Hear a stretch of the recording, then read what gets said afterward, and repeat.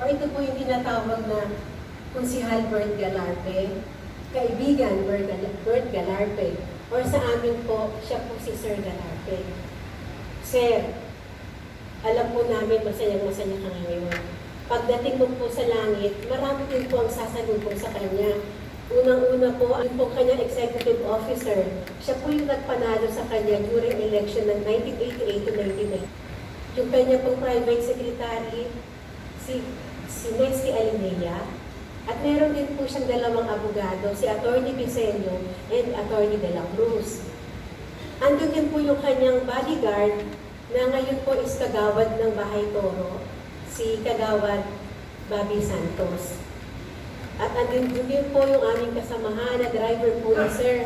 Siya po si Mang Operio. And most of all, kasama na po ni Sir yung kanyang pong mahal na asawa. Kung madaling maging boss si Sir Galarpe. Kasi napaka-workaholic niya po. Perfectionist, and bawal po sumagot ng hindi ko alam. Kailangan po pagka meron siyang sinabi, outright po kailangan aralin. At sa kanya po kami talagang natuto ng training. Siya po yung nag-mold sa amin kung paano po maging public servant. Kami po KBG Group, malaki po ang nagawa niya sa buhay namin. Kung hindi po dahil sa kanya, hindi po kami tatagal dito sa Quezon City Government. Dalawa lang po ang natutunan namin kay Sir. Yung pong rule number 1, the boss is always right. And yung rule number 2 po, is if the boss is wrong, refer to rule number 1. So hindi po pwede yung ayaw namin, o hindi po pwede yung hindi namin alam. Kailangan po talagang aaralin namin kung ano po yung gusto niya, 100% po. Doon po sa mga kasamahan ko na sumama ang loob kay Sir, kung ayaw niya po kasi sa kanya, sa serbisyo niya, free po kami umalis. Kasi po yun nga po yung patakaran niya, yung rule 1 and 2. Pero kung kailangan po namin ng trabaho, kasi dalawa lang po yun, kung halimbawa po hindi namin kaya yung ugali ni Sir, humanap po kami ng ibang boss. Pero kung sakali kung wala naman kaming makikita, talaga pong tatanggapin namin kung ano pong klaseng boss si Sir Galarpe. Sir, you molded us the way you want us to be. Kanya-kanya na po ang tinatahak namin sa buhay, pero napakalaki po ng impact niyo sa amin. We remain loyal to you, Sir. Isa po si Sir na naging author kung bakit po naging department ang City Accounting Department. Ang City Accountant po doon, si former City Accountant Ma'am Edith Alsona, andoon na po ako.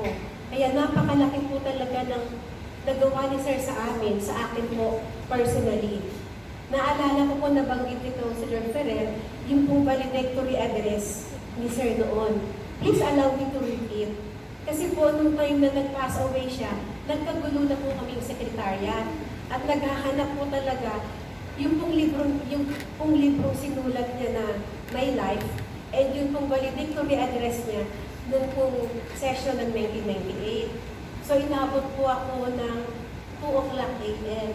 Kasi yun po ang ugali ni Sir. Hindi po pwedeng, hindi niya makukuha kung ano po yung kailangan niya.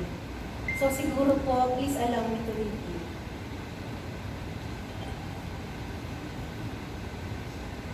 Quoted and quote, and so I now live, not knowing whether I shall ever return, but the chances are that I will not anymore. As I approach the evening of my life, I know that I must slow down so that I may be able to witness many more of the beautiful things to happen in Quezon City. Deep in my heart, I know that all that matters now is my fervent prayer that all will be well for my colleagues and friends here and elsewhere. And now, as the hour draws near, let me close this refrain with the assurance that whatever I have achieved for the betterment and upliftment of our fellow men and the development of Quezon City as a whole, I did all of this in my own humble way. Yes, for to paraphrase a line in that song, immortalized by the great Frank Sinatra. Quote and unquote, "My friends, I did it my way. Farewell and may God bless us all." Alberto M. Galarpe, Quezon City Hall, July 7, 1951 up to June 30, 1998. Sir Galarpe, Sir, from the bottom of our heart, mahal ka po namin and we will remain loyal to you. Gusto ko pong tapusin ito kasi kami po as KBG Group, after po noong 1998, napunta na po siya sa another family. Ito po yung Liquor Licensing and Regulatory Board. So if you will allow me, may I call po Mr. Andy Cañete para po magbigay ng short about this. Thank you so much.